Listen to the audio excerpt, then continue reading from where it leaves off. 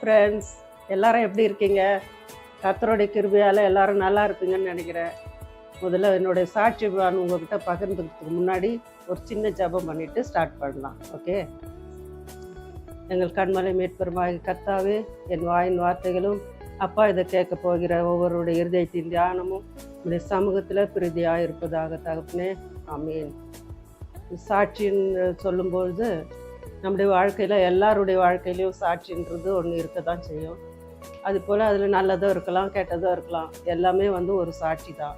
ஏன்னா சாட்சி உள்ள ஒரு வாழ்க்கை வாழணும்னு சொன்னால் எல்லாராலுமே அது ஒரு முடியாத காரியம். இருந்தாலும் நம்முடைய வாழ்க்கையில் அன்றாட வாழ்க்கையில் நமக்கு நடக்கக்கூடிய நல்ல காரியங்கள், மற்றபடி ஒரு நல்ல விசேஷங்கள், இது போன்ற காரியங்கள் எல்லாம் நம்ம குடும்பத்தில் நம்ம எவ்வளவோ பார்த்துருக்குறோம். பிள்ளைகளை குறித்த காரியங்கள், அப்படியானப்பட்ட விசேஷங்களில் நம்ம ஏதாகிலும் ஒரு நன்மை அடைஞ்சிருப்போம், அல்லது நமக்கு ஏதாகிலும் ஒரு அதிசயம் நடந்திருக்கலாம். இப்படி எத்தனையோ வகையில் நமக்கு நம்ம குடும்பங்களில் ஏற்பட்டிருக்கலாம். அதையெல்லாம் வச்சு தான் நம்ம அடுத்தவங்ககிட்ட அது பகிர்ந்து கொள்ளும்பொழுது அது ஒரு சாட்சியாக நம்ம சொல்கிறோம். அதனால் சாட்சின்னா ஒரு பெரிய என்னவோ ஒரு சாட்சி சொல்கிறாங்க. இப்போ மேடையிலலாம் போயிட்டு சாட்சியெல்லாம் சொல்கிறாங்க, பிரதர்ஸ் எல்லாம் வராங்க, அவங்கெல்லாம் நிறைய மீட்டிங்ஸ் எல்லாம் போடுறாங்க. அப்போ போய் சாட்சி சொல்கிறது மட்டும்தான் சாட்சின்றது இல்லை. நம்முடைய வாழ்க்கையில் நம்ம எதெல்லாம் அனுபவித்தோம், நம்ம எதெல்லாம் இழந்திருக்கிறோம், நம்முடைய தேவைகள் எல்லாம் என்ன, மற்றபடி நம்முடைய எதிர்பார்ப்புகள் எல்லாம் என்ன, இதெல்லாம் குறித்து நம்ம மற்றவர்களிடத்துல பகிர்ந்து கொள்ளும் பொழுது அதுவும் ஒரு சாட்சியாக இருக்குது. அதனால் நம்ம மனசளவில் எவ்வளோ கஷ்டம் இருக்குதோ அதையெல்லாம் கடவுள்கிட்ட நம்ம ஒப்பு கொடுக்குறோம். அது ஒரு சாட்சியாக இருக்குது. அது போல் என்ன பண்ணோம், நம்ம இப்போ குடும்பங்களில் ஏதோ நமக்கு நிறைய பண தேவை இருக்குது, அல்லது பொருட்கள் தேவை இருக்கிறது, பிள்ளைகள் விஷயத்தில் தேவை இருக்குது, அப்படி இல்லாட்டா வேறு ஏதாகிலும் ஒரு வகையில் தேவைகள் இருந்தால் அது போய் நம்ம மனுஷங்கிட்ட சொல்கிறதுனால நமக்கு எந்த ஒரு நிவாரணமும் கிடைக்காது. அப்படி நம்ம சொல்கிற பட்சத்தில் அவங்க ஒரு சிலர் என்ன சொல்லுவாங்க, அவங்க எல்லாத்தையும் கேட்டுட்டு, என்னடா இவன் இவ்வளோ வசதி வாய்ப்போடு இருக்கிறான், இருந்தாலும் இவனுக்கு போய் இவ்வளோ கஷ்டம்னு சொல்கிறானே அப்படின்னு சொல்லி நம்மளை பற்றி பின்னாடி போய் ஏளனமாக நினைப்பாங்க. அதே போல் ஒரு சிலர் ஆமாம் இவனுக்கு போய் கஷ்டமா, சும்மா பொய்யெல்லாம் சொல்லி திரிகிறான் அப்படின்னெல்லாம் கூட நினைக்கிறவங்க உண்டு. அதனால் நம்ம சொந்தக்காரங்கிட்டேயோ அல்லது நம்ம உடன் பிறப்புகள்கிட்டையோ நம்முடைய சாட்சிகளை நம்ம சொல்கிறது அது ஒரு சாட்சியாக எடுத்துக்கிட்டாலும் அது நம்ம கர்த்தர் இடத்துல சொல்கிறதுக்கு ஈடாகாது. அதனால் நம்ம என்ன நம்முடைய கடமை என்னன்னாக்கா, நம்முடைய கஷ்டங்கள், தேவைகள் எல்லாவற்றையும் நம்ம கடவுள்கிட்ட போயிட்டு நம்ம சொல்கிற பொழுது அவர் நமக்கு அதுக்கான எல்லா விதத்துலேயும் நமக்கு அவர் உதவி செய்ய அவர் காத்துக்கிட்டு இருக்காரு.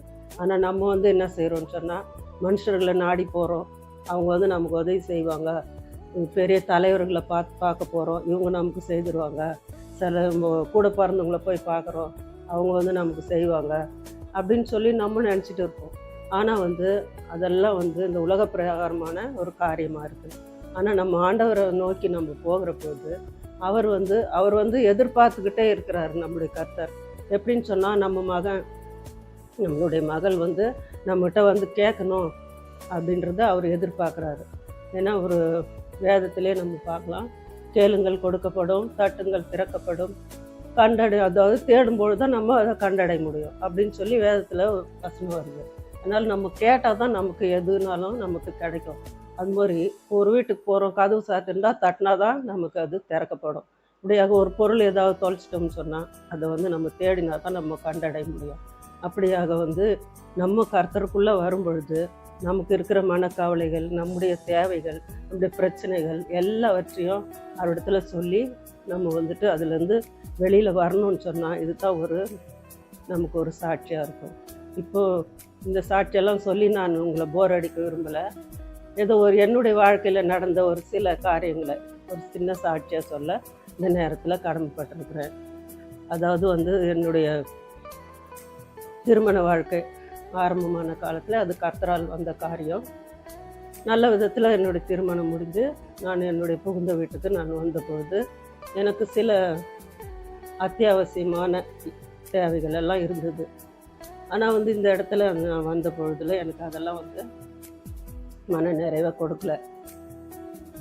இருந்தாலும் நான் என்ன பண்ணேன்னு சொன்னால், ஏசப்பா கிட்ட தான் நான் தனியாக போய் முட்டி போட்டோ அப்படியெல்லாம் போய் ஜெபம்லாம் பண்ணல. மனசுக்குள்ளே வந்து நான் அவர்கிட்ட கேட்பேன், ஏசப்பா எனக்கு நான் இவ்வளோ வசதியாக இருந்தேன், அப்படி இருந்துட்டு கடைசியில் என்னை இங்கே கொண்டாந்து விட்டுட்டிங்களப்பா அப்படின்னு சொல்லி மனசுக்குள்ளேயே நான் நினச்சிக்கிட்டு கர்த்தரை நோக்கி ப்ரேயர் பண்ணுவேன். அப்போ அவர் வந்துட்டு எனக்கு என்ன பண்ணாருன்னு சொன்னால், கூடி சீக்கிரத்தில் உன்னோட கவலையெல்லாம் தீரும், உன்னோட நிலைமைகள் எல்லாம் மாறும்னு சொல்லி அதே போல் ஏசப்பா என்ன படிப்படியாக உயர்த்தினார்.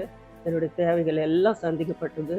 என்னுடைய வீடும் வந்துட்டு இன்னும் நல்ல முறையில் கட்டி முடிக்க ஆண்டவர் கிருபை செய்தார். இது ஒரு சின்ன காரியம்தான், இருந்தாலும் அது ஒரு சாட்சி அவங்க முன்னாடி நான் வைக்க விரும்பினேன்.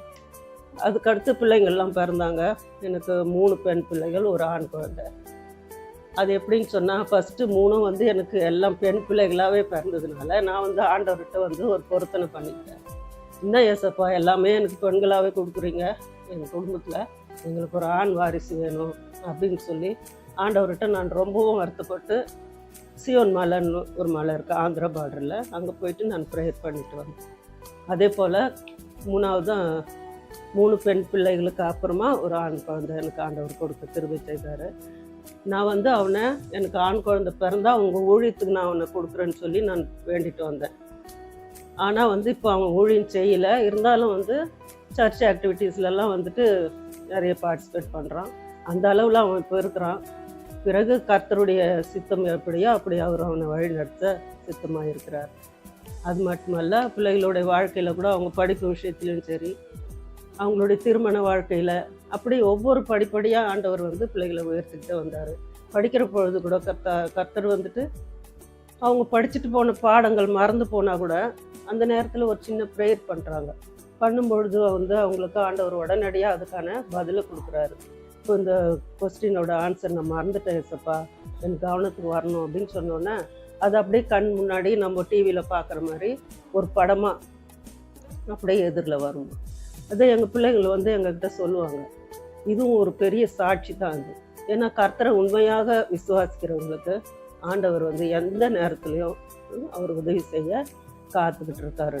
அப்படி என் பெண் பிள்ளைகளில் பெரிய பிள்ளையோட வாழ்க்கையில் அந்த மாதிரி நடந்தது. அதே போல் இன்னொரு பிள்ளையோட வாழ்க்கையில் கூட அவள் படிச்சுட்டு போன அந்த கொஸ்டின் வந்துட்டு கடைசியாக அவசரத்தில் படிச்சுட்டு போயிட்டு எக்ஸாம் எழுதும் போது அதே கொஸ்டின் வந்துட்டு அங்கே வரும். அவளுக்கு அந்த லாஸ்ட் டைமில் படிச்சுட்டு போகிறாள் அவசரமாக, அந்த கொஸ்டின் வந்துட்டு அது ஃபுல் மார்க் எடுக்கிற மாதிரி ஃபுல்லாக எழுதி நல்ல மார்க் எடுப்பாள். இப்படி அந்த பிள்ளைகளோட வாழ்க்கையில் அவங்க நினச்சி பார்க்காத காரியங்கள் எல்லாம் ஆண்டவர் வந்து அவங்களுடைய வாழ்க்கையில் ஆசீர்வாதமாக வச்சுருந்தாரு. அப்படியாக பள்ளி படிப்பை முடித்தாங்க, காலேஜ் எல்லாம் முடித்தாங்க. அவங்களுடைய வாழ்க்கை பயணத்தில் வந்து பிள்ளைகளுக்கு கல்யாண வயசு வந்துடுச்சு ஏசப்பா, இவங்களுக்கு நாங்கள் எங்கே போய் வரேன்னு தேடுவோம். நாங்கள் எங்களுக்கு சொந்தத்துலேயும் கிடையாது, அசல்லையும் நம்ம யாரும் கிடையாது, நாங்கள் என்ன பண்ணுவோன்னு தெரிலப்பா, நீங்கள் தான் வந்து அவளுக்கு ஏற்ற ஒரு கணவனை நீங்கள் கொடுக்கணும் அப்படின்னு சொல்லி ரொம்ப பிரயாசப்பட்டோம் நானும் என் கணவரும். அப்படி இருக்கிற பட்சத்தில் என் பெரிய மக வந்து அப்போலோ ஹாஸ்பிட்டலில் அங்கே ஒர்க் பண்ணிகிட்டு இருந்தா. அப்போ அவங்களோட ஒரு பிரின்ஸிபல், அதாவது வைஸ் பிரின்ஸிபல் வந்துட்டு ஒரு வரன் இருக்கிறாரு, அவருடைய ரெசியூமும் அவங்க ஃபேமிலி ஃபோட்டோ வந்து உன்ட்ட கொடுக்குறேன், நீ வீட்டில் கொண்டு காமிச்சு உங்கள் பேரண்ட்ஸ் என்ன சொல்கிறாங்களோ அதுபடி செய்யலாம் அப்படின்னு சொல்லி அவள் வீக்கெண்டு வரும்போது அவட்டையே கொடுத்து விட்டாங்க. அவள் கொண்டு வந்து எங்ககிட்ட காட்டினா, என்கிட்ட தான் கொண்டு வந்து காட்டினா, இந்த மாதிரிம்மா அப்படி சொல்லியிருக்காங்க பார்க்குறீங்களா அப்படின்ட்டு. அப்புறம் நாங்களும் பார்த்தோம்.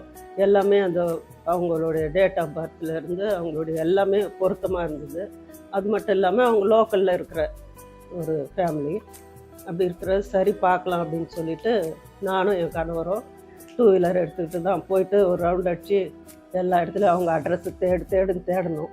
தேடி கடைசியாக வீட்டை கண்டுபிடிச்சி அங்கே போகிறப்ப அவங்க ஃபேமிலி வந்துட்டு எல்லாம் ஃபாரினில் இருக்காங்க. அவங்க அந்த மணமகனோட பெரியம்மா மட்டும் அந்த வீட்டில், அவங்க மக அவங்க ஃபேமிலி எல்லாம் அங்கே இருக்காங்க. அப்படி இருக்கும்பொழுது அவங்கள போய் நாங்கள் பார்த்தோம். நாங்கள் யாருன்னு முன்ன பின்ன அவங்களுக்கும் தெரியாது, எங்களுக்கும் தெரியாது.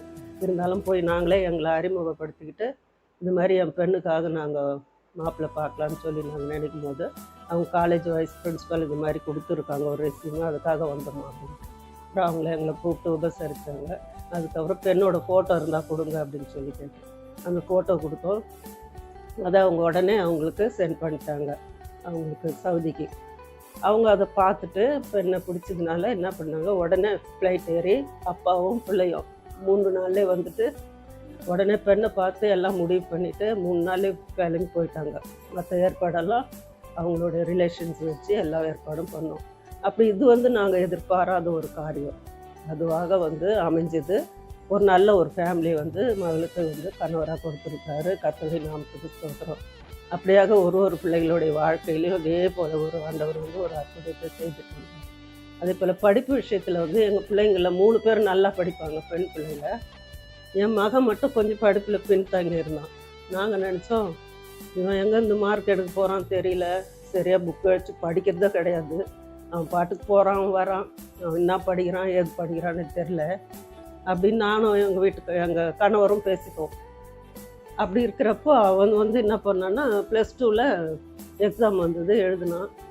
எழுதி முடிச்சதுக்கப்புறமா ரிசல்ட் வரும்பொழுது பார்த்தா அவங்க 3 அக்காவை விட இவன் தான் அதிக அளவில் மதிப்பெண்கள் எடுத்து நிறைய மார்க் எடுத்து பாஸ் பண்ணான். எங்களால் அது மார்க்கை பார்த்து நம்பவே முடியல. இவன் தானே இவ்வளோ மார்க் எடுத்திருக்கான் அப்படின்னு சொல்லி எங்களுக்குள்ள ஒரு பெரிய ஆச்சரியம் எங்களுக்கு. இருந்தாலும் கிளாஸ்லேயும் அவன் ஃபஸ்ட்டு வந்திருந்தான். அதுக்காக அவனுக்கு ஒரு அவார்டு கூட கொடுத்தாங்க. அப்படி படிப்பில் ரொம்ப பின்தங்கி இருந்த அவன் கடவுள் இடத்துல அவன் வச்ச விசுவாசத்தினால அவனை ஆண்டவர் உயர்த்தி வைத்தார். அப்படி அவன் அது மட்டும் இல்லை, படிப்பு விஷயத்தில் மட்டும் இல்லை, அவனுக்காக 1 வருஷம் வீணாக போயிடுச்சு, வீட்டிலே இருந்து கழிச்சிட்டான். அதுக்கப்புறம் அவனுக்காக வேலைக்கு ஏதாவது ட்ரை பண்ணணுன்னு சொல்லி சிஎம்சியில் ஒரு அப்ளிகேஷன் போட்டோம்.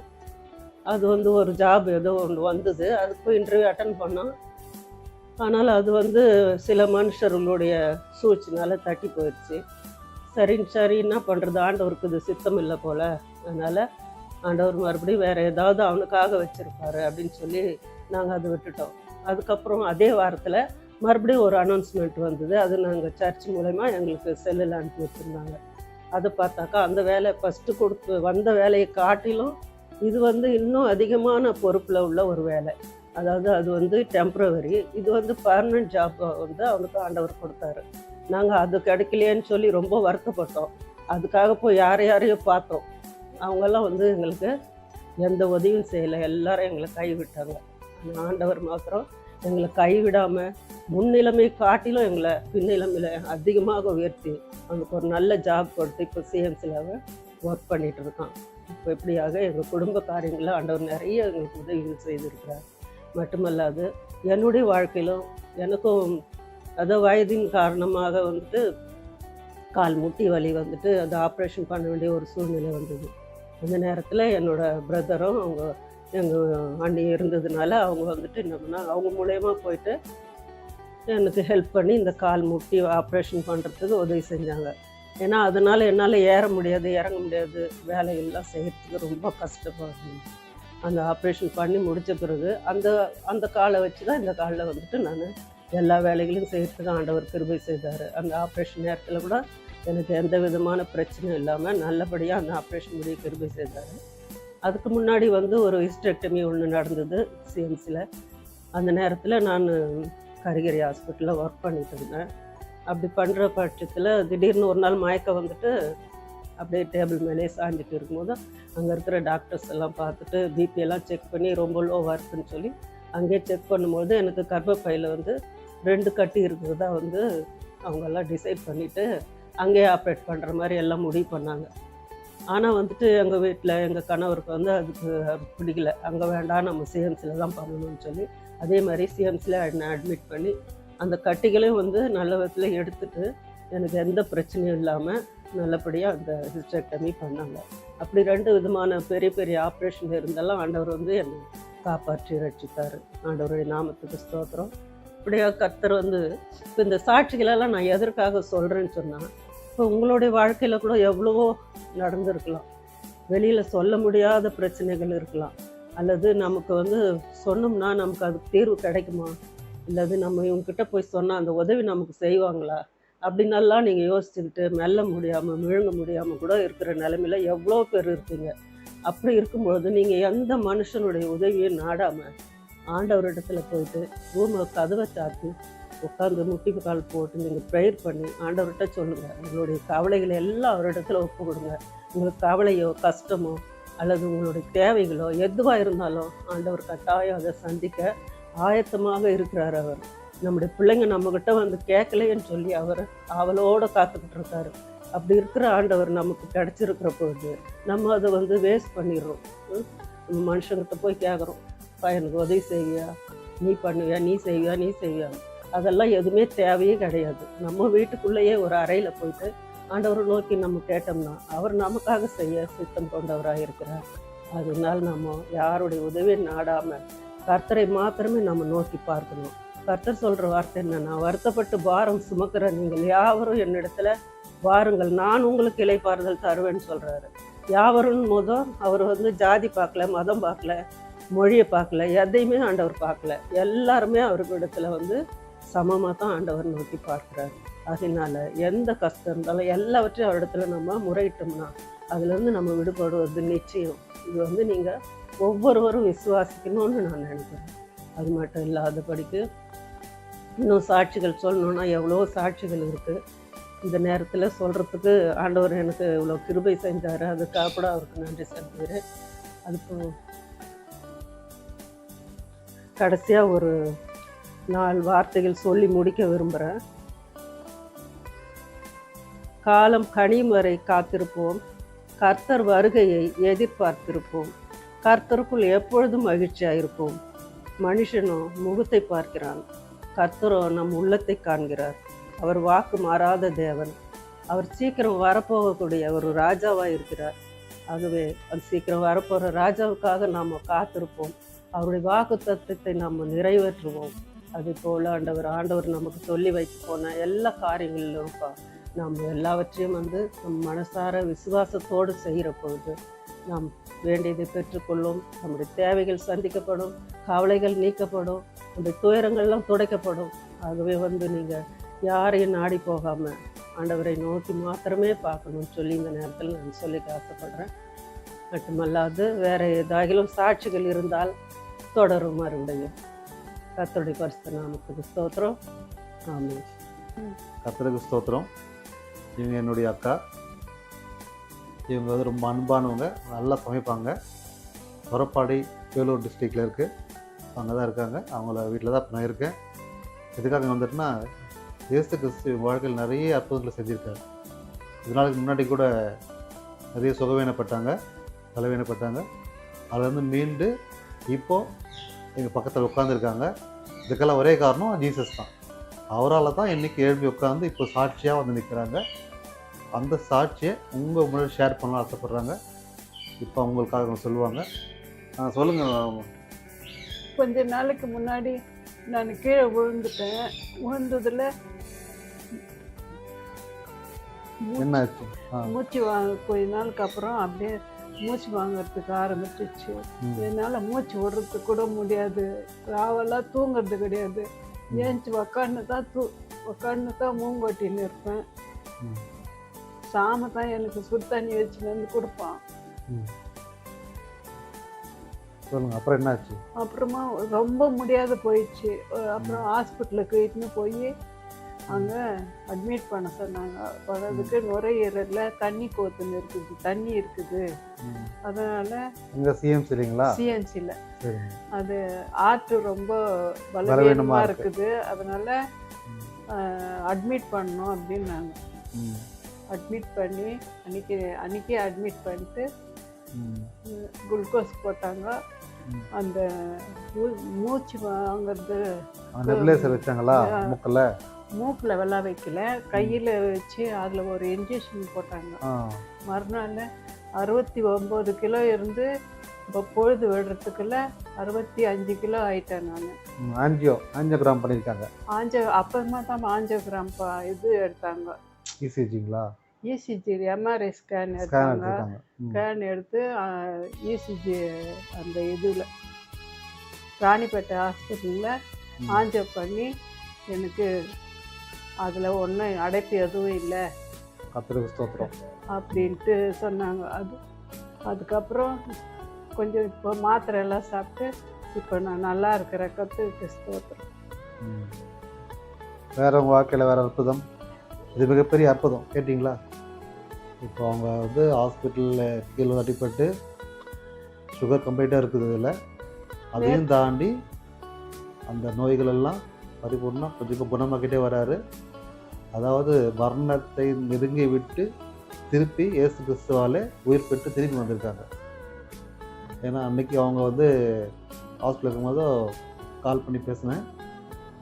ப்ரேயர் வந்து ஜெபிச்சேன், ஃபோனில் ஜெபிச்சேன். அவங்களும் விசுவாசமாக ஜெபிக்கணும்னு சொல்லி கொடுத்தேன். அந்த விசுவாசம் ஜெபம் அவங்க ஜெபிப்பாருன்னு நினைக்கிறேன். அந்த டைமில் இயேசு கிறிஸ்து அவங்களோட இருந்ததுனால தான் அந்த ஆஞ்சியோகிராம் எதுக்கு பண்ணுறாங்கன்னா, ஹார்ட்டில் எதாவது பிளாக் இருக்குதா அப்படின்னு தெரிஞ்சுக்க தான். ஸோ அப்படி பண்ணும்போது தான் அது பிளாக் இருக்குதா இல்லையா அப்படின்னு தெரிஞ்சுக்கிறது. அப்படி பண்ணும்போதோ அவங்க ஹார்ட்டில் எந்த பிளாக்கும் இல்லை. அதுக்காக கருத்துக்கு நன்றி சொல்லுவேன். சப்போஸ் அது பிளாக் இருந்தால் ஆப்ரேஷன் பண்ணணும், நிறைய விஷயங்கள் செய்ய வேண்டியிருக்கும்.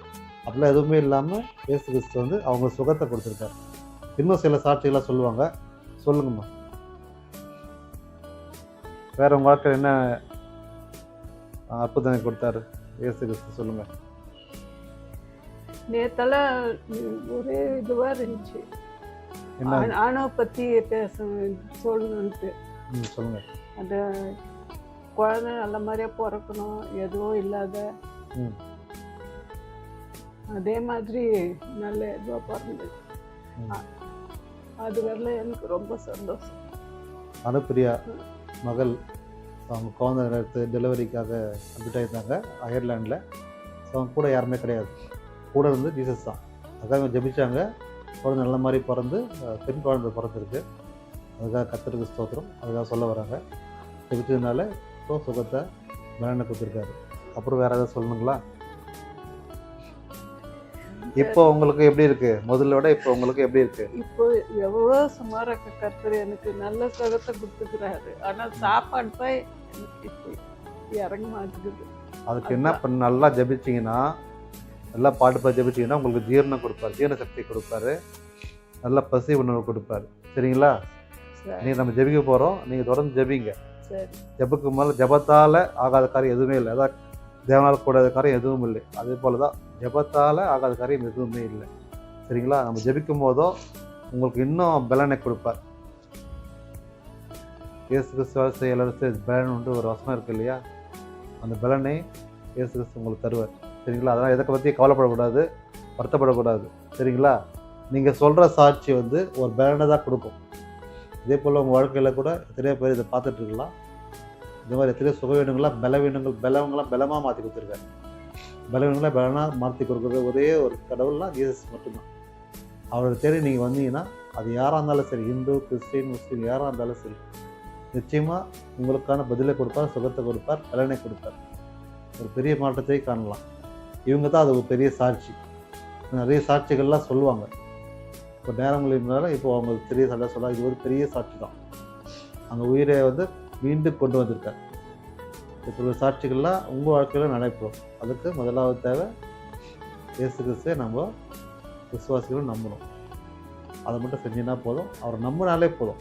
உங்களுக்காக எல்லா காரியத்தையும் இயேசு கிறிஸ்து செய்வார். கர்த்தருக்கு ஸ்தோத்திரம் உண்டாவதாக. ஆமென். கர்த்தருக்கு ஸ்தோத்திரம். இது நம்ம பிரதர் மிஸ்டர் சாம் பொன்ராஜ், வேலூர் டிஸ்ட்ரிக்டில் தொரப்பாட்டு என்ற ஊரில் இருக்கார். வேறு யாரும் இல்லை, என்னுடைய அம்மாவின் தங்கை மகன். 3 பெண் பிள்ளைகளுக்கு அடுத்து பிறந்த ஒரு சிங்க மகன். இந்த குடும்பத்தின் ஒரு தலைவர்னு சொல்லலாம். வேலூர் சிஎம்சியில் ஒர்க் பண்ணுறார். அக்கௌண்ட்ஸ் டிபார்ட்மெண்ட்டா? GS office. ஸோ அதில் வந்து ஒர்க் பண்ணிட்டுருக்கார் இப்போது. ஸோ இவர் வந்து வாழ்க்கையிலேருந்து சில சாட்சிகளை உங்கள் முன்னாடி சொல்லுவார். அதை நம்ம கேட்டு தெரிஞ்சுக்கலாம். சொல்லுங்கள் பிரதர், நல்லா இருக்கீங்களா? நல்லா இருக்கேன். அப்புறம் எப்படி லைஃப்பில் எப்படி போகுது? நல்லா போயிட்டு. இன்னொரு விஷயம் சொல்ல மறந்துட்டேன். வெள்ளூர் சென்ட்ரல் சர்ச்சில் ஸ்கொயர் குரூப்பில் இவர் இருக்கார். அது மட்டும் இல்லாமல் இந்த கீபோர்ட் பிளேயர், நிறைய அவார்ட்ஸ்லாம் வாங்கியிருக்காரு, நிறைய பேர் வாங்கியிருக்காரு. இதெல்லாம் கொடுத்தது ஜீசஸ் தான். ஏன்னா எங்கள் குடும்பத்தில் இந்த விஷயம் தெரிஞ்ச ஒரே ஆள் இவர் தான், இந்த கீபோர்ட் வாசிக்கிறது. ஸோ நான் அதை தான் கற்றுக்கலாம்னு வந்திருக்கேன். பாட்டெல்லாம் பாடுறேன், அதை தான் ட்ரை பண்ணிருக்கேன். ஸோ அப்படி ஒரு தாளம் தான் இயேசு கிறிஸ்து கொடுத்துருக்காரு. ஸோ இது ஒரு அற்புதம் தான். இதுதான் நிறைய அற்புதங்களாக இருக்குது. அதை நம்ம இப்போ கேட்டு தெரிஞ்சுக்கலாம். சொல்லுங்கள் பிரதர், உங்கள் லைஃப்பில் நடந்த சில அற்புதமான விஷயங்கள், ஜீசஸ் செய்த அற்புத விஷயங்கள் நீ சொல்லலாம்.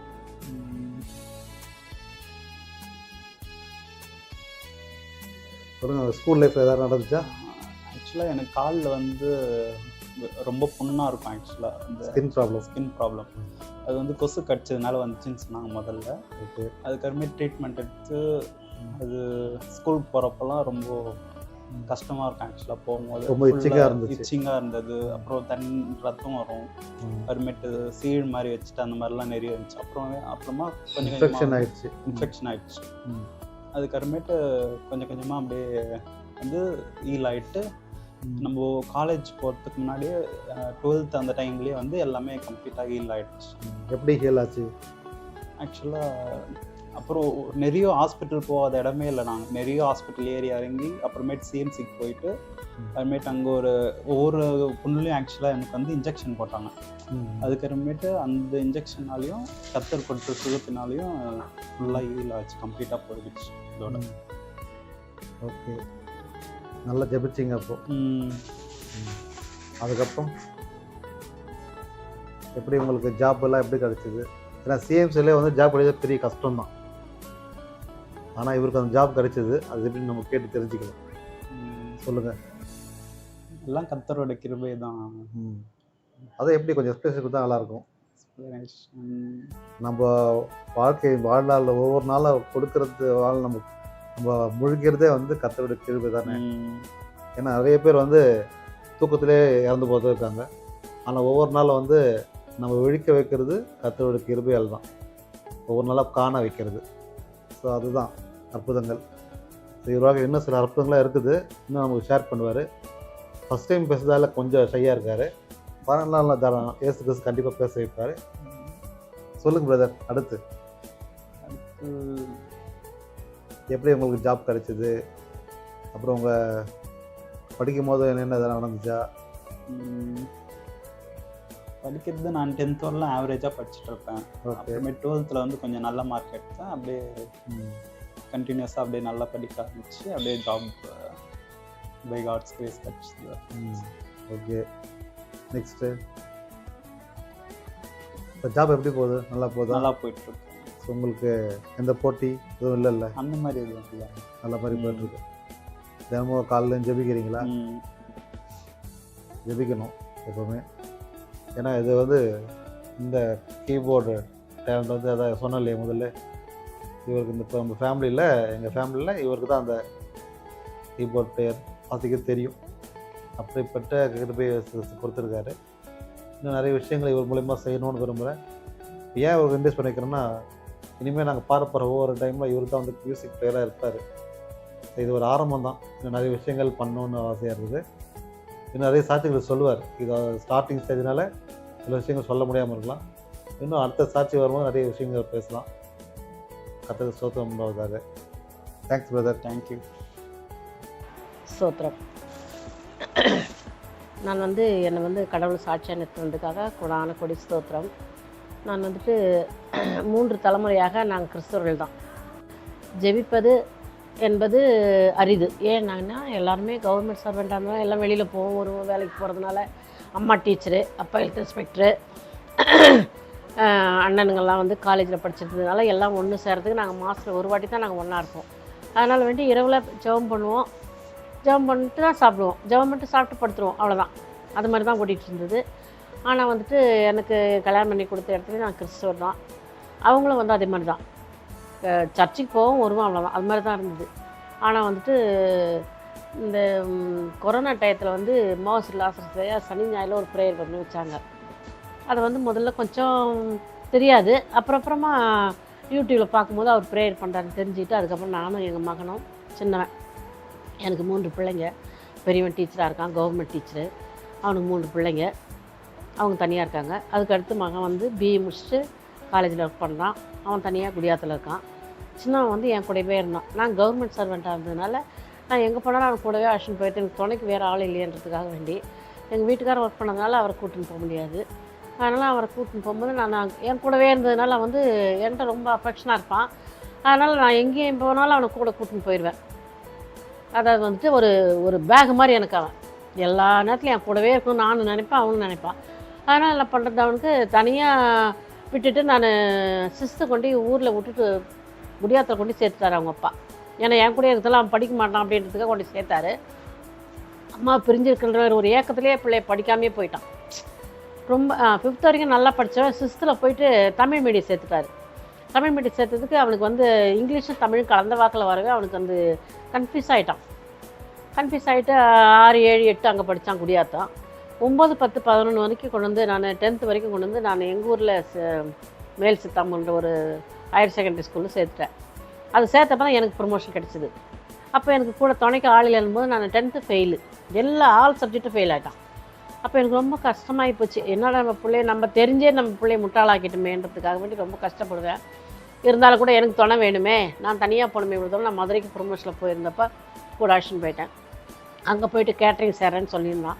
கேட்ரிங் சேர்க்குறதுக்கு அந்த மதுரையிலேருந்து கொஞ்சம் சேலம் வரணும். அவன் தனியாகவும் இருக்க மாட்டான். அதெல்லாம் யோசனை பண்ண அதுவும் சேர்க்க முடியல. டைப்ரைட்டிங் போனான், அதுவும் வந்து தூரமாக இருக்குது, பஸ் பிடிச்சி போகணுமே, தெரியாத இடத்துல போக முடியாது, கஷ்டமாகி போச்சு. இது மாதிரி ஒவ்வொன்றாவே அவனுக்கு தடையாகவே இருந்தது. ஆனால் வந்துட்டு இந்த கொரோனா டயத்தில் 10th ஃபெயில் ஆகிட்டான். ஃபெயில் ஆகிட்டு அதுக்கப்புறமா திருப்பி அவனை எப்படி கோச்சப் பண்ணுறது, அவனை எப்படி பாஸ் பண்ண வைக்கிறதுன்னு எசப்பா உங்கள் கிருபை தான், அவன் பாஸ் பண்ணிவிட்டு ஏதாவது ஒரு கோர்ஸ் போகணும் எசப்பா அப்படின்னு ப்ரேயர் பண்ணும்போது ஏதோ முடிஞ்சது அளவுக்கு ஐடி கம்பெனியில் சேர்த்துக்கிட்டேன். ஐடி முடிச்சுட்டு எனக்கு அதுலேயும் திருப்தி கிடையாது. இது வந்து நல்ல கோர்ஸ்லேயே எப்படி இருப்பானோ, எப்படி வேலை கிடைக்குமோ தெரியலன்றும்போது அவனுக்கு டிரைவிங்கில் கொஞ்சம் இன்ட்ரெஸ்ட்டாக இருந்துச்சு. ஏன்னாக்கா அவனுக்கு வந்து டிரைவிங் ரொம்ப பிடிக்கும். அதனால் வேண்டி டிரைவிங்கில் விட்டுடலாமே அப்படி சொல்லி ஐஆர்டி முடிச்சுட்டு கொண்டு சென்னையில் கும்மிடிப்பூண்டின்னு நினைக்கிறேன், அங்கே முடித்தான். 1 year முடித்தான். அதுக்கப்புறமா வந்துட்டு பென்ஸ் கார் கம்பெனியில் அவனுக்கு செலக்ட் பண்ணி அங்கேயே வேலை கொடுத்தாங்க. அங்கே வந்து நல்ல எக்ஸ்பீரியன்ஸ், ஒரு 2 வருஷம் ஒர்க் பண்ணியிருந்தான். அது ரொம்ப பிடிச்சிருந்தது. சரி பிள்ளை அங்கேயே பர்மனெண்ட் ஆகிடுவான் போல இருக்குது, பிள்ளைக்கு நல்ல ஒரு எதிர்காலம்ட்டு ஃபீல் பண்ணும்போது கடைசியில் அவனுக்கு என்ன பண்ணிட்டானுங்க, ஃபாரின் போகிறதுக்காக செலக்ட் பண்ணி அவனை கேன்சல் பண்ணிட்டாங்க. அப்புறம் திரும்ப கூப்பிட்டு வந்து பிள்ளை என்னால் இவ்வளோ பண்ணிட்டோமே, பிள்ளைய முட்டாளாக்கிட்டோமேன்னு எனக்கு ரொம்ப ஃபீலாக இருந்துச்சு. அதுக்கப்புறமா திருப்பி சிஎம்சியில் ஆள் எடுத்தாங்கன்னு சொல்லிட்டு அதில் போய் சேர்ந்தான். அதில் ஒரு 1 year சேர்ந்தான். 1 year செஞ்சான் வேலை. அவங்க வந்து டெம்ப்ரவரியாக அவங்க வந்து ஒரு கான்ட்ராக்டின் பேரில் செஞ்சு விட்டு அதுக்கப்புறமா வேண்டான்ட்டாங்க. அப்புறம் திரும்ப வீட்டில் இருந்தான். என்னுடைய மகனுடைய கார் எடுத்துன்னு தான் நான் யாருன்னா கூப்பிட்டா வேலைக்கு போவோம், அப்படி தான் இருந்தான். அதுக்குள்ளே எனக்கு வயசாக சரி பிள்ளைக்கு ஒரு கல்யாணத்தையும் பண்ணிடணுமே, சரி இது ஒரு தொழில், இதை வச்சுக்கலாம், இதை வச்சு நம்ம பொண்ணு பார்க்கலான்னாக்கா போகிற இடத்துலலாம் பெண்ணுக்கு வந்து மாப்பிள்ளை என்ன செய்கிறாரு கேட்கும். அது மனசு ரொம்ப வருத்தமாக இருந்து இது கொரோனா டயத்தில் ரொம்ப பாரத்தோடு ஜெபிக்க ஆரம்பிச்சிட்டோம். ஏசப்பா உங்கள் கிருபை தான், என் பிள்ளைகளை கொடுத்தது உங்கள் கிருபை தான். இப்போ இன்றைக்கி மெசேஜ் கேட்டது பிரகாரம் உங்கள் கிருபை இல்லாமல் வாழ முடியாதையான்ற மாதிரி கர்த்தர் நல்லவர் என்பதை ருசித்து பாருங்கள் சொன்னது போல் நாங்கள் ரொம்ப ருசிக்க ஆரம்பித்தோம் அவரை. தினமும் ப்ரேயர், கரெக்டாக ப்ரேயர் 7:30 உட்காந்துருவோம் ப்ரேயரில். அது தவறவே மாட்டோம், அந்த டயத்தை விடவே மாட்டோம். எங்கன்னா கடைக்கு போனால் கூட உடனே அம்மா ப்ரேயரில் உட்காந்து நானும் இப்போ வெளியில் போனால் என்னையும் ஃபோன் பண்ணி கூப்பிடுவோம், அவனும் வந்துடுவான். கரெக்டாக ரொம்ப வாஞ்சியாக ப்ரேயரில் உட்காந்துருவான், நேர்முட்டி போடுவான், நல்லா ஜெபம் பண்ண ஆரம்பிச்சிட்டான். எனக்கு ரொம்ப ஆச்சரியம் அவன் ஜெபம் பண்ணுறது. என் 2 பிள்ளைகளை காட்டிலும் இவன் ரொம்ப அதிகமான வசனங்களை சொல்லி ஜெபிப்பான். வசனங்கள் அதிகமாக வரும் அவன் வாயிலேருந்து. அப்போல்லாம் நான் ரொம்ப சந்தோஷப்படுவேன். நான் ஏசப்பா ஒரு நல்ல வழி காட்டுவார் அவனுக்கு அப்படின்னு சொல்லி. ஆனால் வந்து நல்ல வேலை கிடச்சி நல்ல ஒரு மனைவியோடு அவன் செட்டில் ஆனால் எனக்கு வந்து நல்ல ரட்சிக்கப்பட்ட பொண்ணு, ஏழை பொண்ணாக கூட பரவாயில்ல, எனக்கு பணம்லாம் பெருசு கிடையாது, நல்லா ரட்சிக்கப்பட்ட பொண்ணாக வேணும் எனக்கு. அவன் வந்து நல்லா ஜெபிக்கணும், அவங்க வந்து ஜெபவாஞ்சியாக வாழணும் அப்படின்றது தான் என்னோடய எண்ணமாக இருந்துச்சு. அவனும் அது மாதிரி தான் சொல்லுவான், நம்ம பணம்லாம் வேணாமா, பணம்லாம் 2வது பட்சம், முதல்ல கிறிஸ்துவுக்குள்ளே இருக்கணுமா அந்த பொண்ணு அப்படின்னு தான் சொல்லுவான். அதே மாதிரி தான் நான் தேடிட்டு இருந்தேன், அதே மாதிரி கிடச்சிது. எனக்கு அது ரொம்ப ஆச்சரியம். தெலுங்கு தான் பேசுகிறாள் ஒழிய, ஆனால் வந்துட்டு ரொம்ப ஜெபவாஞ்சம் அந்த பொண்ணுக்கு. கல்யாணம் நிச்சயம் பண்ணிட்டோம், ஏப்ரல் 26 நிச்சயம் பண்ணிட்டோம். ஜனவரி மாதம் பொண்ணு பார்த்தோம், பிப்ரவரி, மார்ச், ஏப்ரல் வரைக்கும் பண தேவைகளை சந்தித்தார். கடவுள் அதிசயமாக நடத்தினார். என்கிட்ட வந்து கல்யாணத்துக்குன்னு என்கிட்ட பணம்னு பார்த்தீங்கன்னாக்கா ஒரு பர்சனல் லோன் ஒரு 76,000 வாங்கினேன். ஒரு சீட்டு எடுத்தேன் 83,000. இந்த 1.5 லட்சத்தை தவிர என்கிட்ட பைசா கிடையாது. ஆனால் 4 லட்சத்துக்கு கணக்கு போட்டுக்கிட்டான் என் பையன். இது 4 லட்சம் உன்னோட கணக்குமா, எனக்கு 1 லட்சம் நான் சாப்பாட்டுக்கு பார்த்துக்கணும்னு சொல்லியிருந்தான். கடவுள் எப்படியாவது வழி நடத்துவார் எனக்கு. ஆனால் என்கிட்ட பணம் இல்லை தான். ஆனால் அதிசயமாக வழி நடத்தி திருமணத்தை சூப்பராக முடிக்க வச்சார். போன ஏப்ரல் 26 நல்ல விதமாக முடித்தோம். அதே மாதிரி காலையில் எழுந்து 2 பேருமே ஜெபிக்கிறாங்க, சாயந்தரத்தில் ஜெபிக்கிறாங்க, தனியாக ஜெபிக்கிறாங்க, முட்டி போட்டு நேர்முட்டி போடுறாங்க, கையை 2 பேர் கோத்துட்டு ஜெபம் பண்ணுறாங்க. அவள் தெலுங்கில் பண்ணால் இவன் தமிழில் பண்ணுவான். தமிழையும் நான் கொஞ்சம் கொஞ்சம் கற்றுக் கொடுத்ததுக்கப்புறம் இப்போ தமிழை நல்லா அவ்வளோ அந்த தெலுங்கில் வசனம் மட்டும் தெலுங்கில் பேசிடுவா. ஆனால் ஜெபம் மட்டும் கொஞ்சம் தமிழில் பண்ணுறா. அந்த அளவுக்கு ப்ராக்டிஸ் கொடுத்துருக்கான் அவனும் ப்ரேயர் பண்ணுறதுக்கு. இன்னும் நல்ல ஜெபவாஞ்சியாக அதுங்க இருக்கணும், ஜெபவாஞ்சியில் இருக்கணும். ஆனால் இதுக்கெல்லாம் மெயினான காரணமே வந்து இந்த கொரோனா டயத்தில் நாங்கள் ஜெபம் பண்ணது தான். கடவுள்கிட்ட நாங்கள் நெருங்கி போயிட்டோம். அவர் இல்லாமல் நாங்கள் இல்லைன்ற மாதிரி ஆகிட்டோம். ஆனால் அந்த கொரோனா டயத்தில் எங்கள் 2 பேருக்குமே வந்து என்னோடய பென்ஷன் கம்மி தான். எங்கள் வீட்டுக்கார பென்ஷன் வந்து எனக்கு 5000 ரூபா தான். எனக்கு வந்து பென்ஷன் 2000 ரூபா தான். 7000 தான் என்னோடய வருமானம். 7000 தான். மகனுக்கு வந்து வேலைக்கு போனான்னா கூலின்ற மாதிரி தான். அவன் வேலைக்கு போனான்னாக்கா யாருன்னா சவாரி கூட்டு போயிட்டு வந்தான்னாக்கா 3000 4000 எடுத்துகிட்டு வருவான். இதுதான் எங்களுடைய வருமானம். அவனுக்கு 5000 கூட வச்சுக்கோங்களேன். இதில் தான் வந்து வாடகை, சாப்பாடு, சர்ச்சுக்கு போகிறது எல்லாமே தசம்பா காணிக்க கரெக்டாக வந்து ஜீசஸ் ரெடீம்ஸ் கொடுத்துருவேன். அதுக்கு வந்து அதுக்கு அடுத்து வந்து சந்தா வந்து நான் ஆல்காட் சர்ச்சுக்கு கொடுத்துருவேன். அது தவறவே தவறாது. இதை நாங்கள் கொடுக்க ஆரம்பித்தோம், ஜெபம் பண்ண ஆரம்பித்தோம். கடவுள் எங்களை மென்மேலும் ஆசீர்வதித்து இன்னும் ரொம்ப ஆசீர்வாதமாக வச்சார். கல்யாணத்தையும் நல்லா அருமையான மகளை கொடுத்தாரு. ரொம்ப பொறுமையான பிள்ளை. ஏழைப்பட்ட பிள்ளை இருந்தாலும் நல்லா புரிஞ்சுக்கிறா சொல்கிறத. எல்லாம் நல்ல வேலையும் நல்லா செய்கிறா.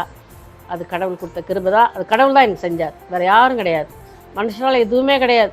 எல்லாம் கடவுள் கொடுத்தது தான். எனக்கு அருமையாக திருமணத்தை முடித்தேன். நான் பணமே இல்லை. அதாவது வந்து தாலி செஞ்சுட்டாரு. ஃபோன் பண்ணி சொல்லிட்டாரா, சரி தாலி செஞ்சுட்டோமா 13500 ரூபா அப்படின்னு சொல்கிறாரு. என்கிட்ட வந்து 2500 தான் இருக்குது. ஏசப்பா நான் என்ன செய்வேன்? முட்டி போட்டு ஜெபம் பண்ணேன். ஏசப்பா என்கிட்ட 2500 ரூபா இருக்குது, 13500 சொல்கிறாங்க. நான் நகையை போன மாதம் 25ஆம் நடக்கிற கதை இது. 26ஆம் காலையில் மேரேஜ். அப்போ நான் ஜெபம் பண்ணுறேன். ஏசப்பா என்கிட்ட பணமே இல்லையே ஏசப்பா அப்படின்னு. ஏற்ற மாதிரி நம்மளுக்கு ஒரு அக்கா இருக்காங்க, ஒரு அம்மா. அவங்ககிட்ட சொன்னேன், இது மாதிரி பணம் கொஞ்சம் தேவைப்படுது அம்மா சசி, உங்கள்கிட்ட பணம் தான் கொஞ்சம் கூட ஒரு 50000 அப்படின்னு. என்னம்மா லாஸ்ட் மினிட்டில் கேட்குறீங்களா? நாளைக்கு கல்யாணம் ஆச்சுமா அப்படின்னு சொல்லி அந்த பிள்ளை. நான் ஒரு இடத்துல கேட்டிருந்தோம்மா, அது கொஞ்சம் லேட்டாகும் போல் தெரியுதுன்னு. உடனே நான் வந்து ஒரு 11 மணிக்கு சொன்னேன் அவங்களுக்கு, நான் பேங்க்குக்கு போயிட்டு வந்துடுறேம்மா அப்படின்னாங்க. நான் அதை நம்பலை. சரி பேங்க்குக்கு போயிட்டு லேட்டாக வந்தால் நம்ம என்ன பண்ண முடியும், ஆனால் இன்றைக்கி நகை வாங்கணும்னு சொன்னோமே அப்படின்றதுக்காக வேண்டி என்ன பண்ணேன், பிரபுக்கிட்ட வசந்துக்கிட்ட சொன்னேன், ஏன்ப்பா இது மாதிரி தாலி வாங்கணும், டெக்கரேஷன் கட்டணும்னு சொல்லிட்டான், அண்ணன் காசு கட்டணும்னு சொன்னால் 25000 ஆகுதுன்றாங்க, ஃபோட்டோகிராஃப் காசு கொடுக்கணும், அது ஒரு 9000 சொல்கிறானப்பா, என்னப்பா பண்ணுறதுன்னு கேட்டேன். நான் ஒன்றும் புரியலம்மா எனக்கு அப்படின்னு சொல்லி, சரி இருமா நான் போகிறேன்ட்டு இவன் சவாரி போனான். அன்னைக்கு கூட சவாரி போகிறான். 25ஆம் கூட ஒருத்தர் கொண்டு ஒடுக்குத்தூரில் அவங்க ஃப்ரெண்டோட மம்மியை கொண்டு விட்டு வரத்துக்கு போனான். அவங்க கேட்டாங்களா, என்னப்பா கல்யாணம்லாம் எப்படி நடக்குனாக்கா, கொஞ்சம் பணம் தேவைப்படுது ஆண்டி. என்னப்பா நீ என்கிட்ட முதல்ல சொல்லக்கூடாதா, அப்படியே வீட்டுக்கு இட்டுன்னு போயிட்டு 50000 அப்படியே ஒரு பண்டல் போட்டு கொடுத்தாங்க. இது வந்து கடவுள் செஞ்சது தானே, இதில் எந்த விதமான சந்தேகமும் கிடையாது. நான் வந்து அவங்க பணம் கேட்கணுன்ற மாதிரி அவங்க போகல. அவன் போனது வேலைக்காக தான், சவாரிக்கு தான் போனது. என்னப்பா கல்யாண வேலை எப்படி இருக்குது அவங்க கேட்கவும் இவன் சொல்லவும், பாப்பா நான் தரேன்ட்டு 50000 கொடுத்து அனுப்பிச்சாங்க அவங்க ஃப்ரெண்டோட மம்மி. அதை எடுத்துன்னு வந்து தான் நான் என்னுடைய வேலையில் முடித்தேன் அன்னைக்கு. அது மாதிரி ஒவ்வொரு காரியத்திலையும் நாங்கள் ஜெபம் பண்ணி தான் நன்மை பெற்றுக்கொண்டோம். ஜெபம் பண்ணுங்கள், கட்டாயம் கடவுள் அதிசயமாக வழிநடத்துகிறார். அதிசயமான தேவன் நம் தேவன், உயிருள்ள தேவன் நம் தேவன். அதனால் ஜெபம் பண்ணிங்கன்னா கிடைக்காது ஒன்றுமே கிடையாது. நம்ம நெருங்கி போக போக நம்மளை அவர் சேர்த்துக்குவார். நம்ம அவர் கை விட்டுட்டோன்னா அவர் நம்மளை கை விட்டுருவார். இதுதான் உண்மை. அதனால் நாங்கள் 2020 அவரை நாங்கள் கெட்டியாக பிடிச்சிட்டோம், விடமாட்டோம் இனிமேல் நாங்கள். அதே மாதிரி நீங்களும் ஒவ்வொருவரும் அதே மாதிரி நம்ம கடவுளை நினச்சி தொழுது அவரை ருசித்து பார்த்தீங்கன்னா நிச்சயமான பலன் உண்டு. நெருங்கி போகணும். அவருடைய எழுப்புதல் காலம் வந்துடுச்சு. வாலிப்பிள்ளை வேலைக்காகவும், வாலிப்பிள்ளைகளுக்காகவும், பாதுகாப்புக்காக, குழந்தைகளுக்காக, முதியோருக்காக, எழுப்புதலுக்காக, ஊழியக்காரர்களுக்காக, மிஷினரிக்காக ஜெபிங்க. அடுத்தவங்களை நம்ம ஜெபிக்கும் போது கடவுள் நம்முடைய ஜெபத்தை கேட்டு நம்ம பதில் தருவார். ஆமீன். கர்த்தர் இந்த சாட்சியை ஆசீர்வதிப்பாராக. ஆமீன். கர்த்தருக்கு ஸ்தோத்திரம். எல்லாம் எப்படி இருக்கீங்க? நல்லா இருக்கீங்களா? என் வாழ்க்கையில் நிறைய அற்புதங்கள் இயேசு கிறிஸ்து எனக்காக செஞ்சிருக்கார். ஏற்கனவே ஒரு டெஸ்டிமனி என்னுடைய பர்சனல் சொல்லியிருக்கேன். இது வந்து கடந்த சில நாட்களுக்கு முன்பதாக என் வாழ்க்கையில் இயேசு கிறிஸ்து எனக்கு செய்த அற்புதங்களை உங்களுக்கு சாட்சியாக சொல்ல வேண்டும் வாங்கிட்டு நான் இப்போ சொல்கிறேன். கடந்த வாரம் முழுவதும் என்னுடைய சொந்த ஊர் வேலூர் அரியூர் சென்றிருந்தேன். எதற்காக சென்றிருந்தேன் என்றால், கடந்த 2 மாதத்துக்கு முன்பதாக இயேசு கிறிஸ்து எனக்குள்ளே சொன்னது என்னவென்றால், கிறிஸ்துவின் ஊழியத்தை அனைத்து குடும்பத்திலும் எடுத்து சென்று சொல்ல வேண்டும், அவர்கள் ஜெபிக்க வேண்டும். ஜெபத்திலே கொண்டு வர வேறு ஒரு எழுப்பதிலே கொண்டு வர வேண்டும் என்று எனக்குள்ளே வாஞ்சித்ததால் அதற்காகவே நான் வேலூருக்கு சென்றேன். இதற்கு முன்பு செல்லும் போதெல்லாம் ஒரு ஜாலிக்காக சென்று வந்தேன். ஆனால் இந்த முறை நான் செல்லும் போது ஒரு விசுவாசத்தோட ஒரு ஜெபத்தோடு நான் சென்றேன். அனைத்து குடும்பங்களையும் சந்தித்து அவர்களுக்கு கிறிஸ்தியன் வார்த்தைகளை சொல்லி ஜெபம் செய்துவிட்டு வர வேண்டும். ஒரு எழுப்புதலை கொடுக்க வேண்டும். அவர் குடும்பத்தில் உள்ள பிரச்சனைகளை, எத்தனையோ சோதனைகளை, கஷ்டங்களை எல்லாவற்றையும் ஜெபத்தின் மூலமாக அவர்களை விடுதலை பெருக்க வேண்டும் என்று நான் வாஞ்சித்தேன். அதற்காக நான் வேலூருக்கு சென்று அனைத்து குடும்பங்களையும் சந்தித்தேன். இன்னும் சில குடும்பங்களை என்னால் சந்திக்க இயலவில்லை. அதை அடுத்த முறை செல்லும்போது நிச்சயம் சந்திப்பேன் விசுவாசிக்கிறேன். இதோ இப்போது செல்லும்போது கூட ஒரு குடும்பம் செல்லும்போது கூட சாத்தானி கிடைக்க நிறைய வேலை செய்தது. அது தடைகள் நிறைய வந்தது. ஆனால் அதை எல்லாவற்றையும் மீறி நான் ஜெபம் செய்துவிட்டு ஒவ்வொரு குடும்பத்தையும் சந்தித்து அவங்க ஜெபம் செய்துவிட்டு வந்தேன். அப்படி ஜெபம் செய்து வரும்போது என் வாழ்க்கையில் இயேசு கிறிஸ்து சில அற்புதங்களை அங்கேயே செஞ்சார். எப்படி என்று சொன்னால், நான் வாரம் வாரம் ஆலயத்துக்கு சென்று வருவேன். ஆனால் ஒரு தடவை கூட நான் வேத வாசிப்பு என்பது வாசிப்பதில்லை. கடந்த வாரம் ஆலயத்துக்கு சென்றிருந்தேன். அப்போது முதலாக சென்று விட்டேன்.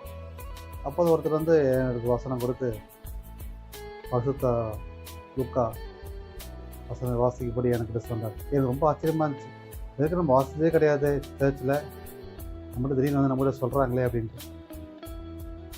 ரொம்ப ஆசீர்வாதமாக கருத்தை எனக்கு கொடுத்த ஒரு கிஃப்டாக நான் நினச்சி ஏற்றுக்கொண்டு 4வது வேக பாடம் பரிசுத்த லூக்கா என்ற சுவிசேஷத்தை வாசித்தேன். அன்றைய வாசித்தது ரொம்ப மனசு சந்தோஷம், ஒரு ஆர்ப்பரிக்க முடியாத ஒரு எல்லையில்லா மகிழ்ச்சி எனக்குள்ளே இருந்தது. ஏன்னா எதிர்பார்க்காத ஒரு நேரத்தில் இயேசு கிறிஸ்து எனக்காக அப்படி ஒரு வாய்ப்பை எனக்கு கொடுத்தார். அதுக்காக கர்த்தருக்கு நான் மிகப்பெரிய ஸ்தோத்திரம், நன்றி. அது எத்தனை முறை சொன்னாலும் அது தகவல். ஏன்னு சொன்னால், இப்படிப்பட்ட வாழ்க்கையில் எதிர்பாராத சூழ்நிலைகளை எதிர்பார்க்காத நேரத்தில் இயேசு கிறிஸ்து நமக்காக அற்புதங்களை செய்வார். அதுதான் இயேசு கிறிஸ்துவனுடைய மகிமை. இன்னொரு விஷயம் சொல்ல வேணுமென்றால், ஒரு பேக் வைத்திருப்பேன். அந்த பேக்கில் பைபிள், பாட்டு புக்கெல்லாம் வச்சுருப்பேன், வாட்டர் பாட்டில் வச்சுருப்பேன். அந்த பேக்கை நான் வேலூருக்கு போகும்போது கிழிஞ்சு போச்சு. அதை யூஸ் பண்ண முடியாத அளவுக்கு கிழிஞ்சு போச்சு. சரி, என்னடா பண்ணுறது, எப்படி நம்ம எடுத்துகிட்டு வேறு வீட்டுக்கு எடுத்துகிட்டு போகிறது சொல்லிட்டு ரொம்ப யோசிச்சுருந்தேன். சரி, வேலூரில் போயிட்டு வாங்கலான்னு சொல்லிட்டு வேலூருக்கு சென்று ஒரு சின்ன பேக் வாங்கினேன். ஆனால் அந்த பேக் நான் எதிர்பார்த்த பேக் கிடைக்கல. சின்ன பேக் தான், சரி வாங்கிக்கலாம் சொல்லி வாங்கிட்டு இருந்தேன்.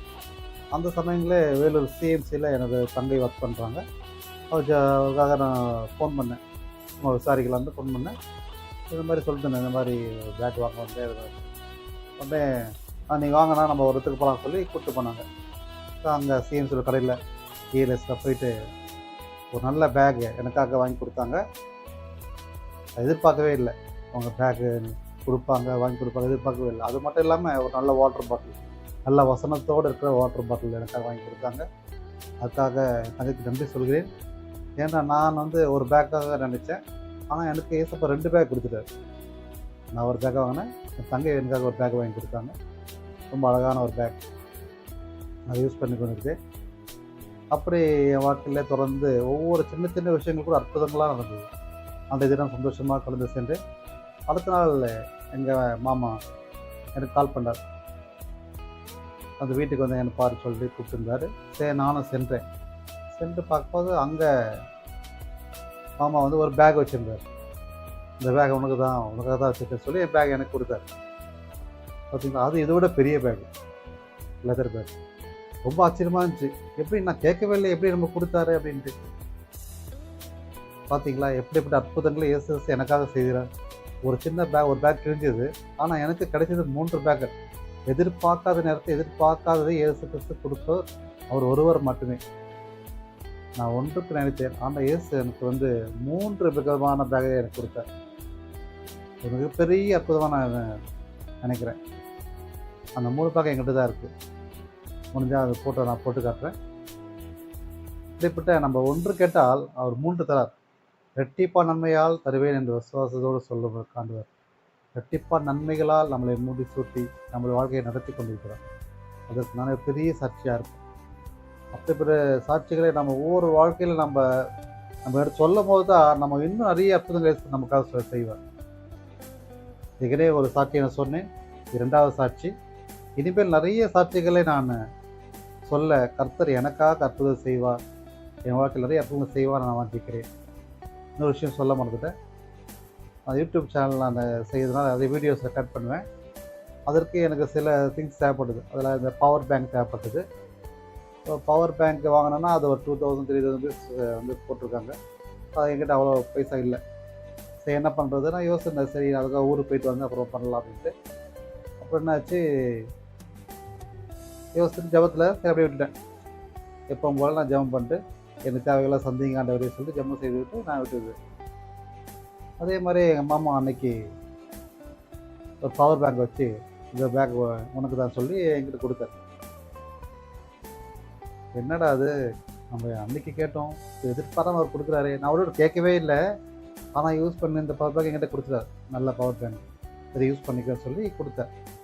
என் மனைவியின் மூலமாக அதை கொடுத்துருக்காரு வச்சுக்க சொல்லி. நான் கேட்கவே இல்லை. எப்படி இதை வந்து எனக்கு கொடுத்தாரு, எப்படி வந்தது அப்படின்றது இன்னும் நினச்சாலும் ஒரு ஆச்சரியமான விஷயமா இருக்குது. ஏன்னா நான் அன்றைக்கி கேட்டேன், எனக்காக செய்யுங்க ஏசுப்பாருன்ட்டு. ஆனால் ஒரு பைசா செலவு இல்லாமல் இயேசு கிறிஸ்து பார்த்தீங்களா, எப்படி நம்ம கேட்டவைக்கு மேலானது இயேசு கிறிஸ்து நமக்காக செய்கிறார் பார்த்தீங்களா.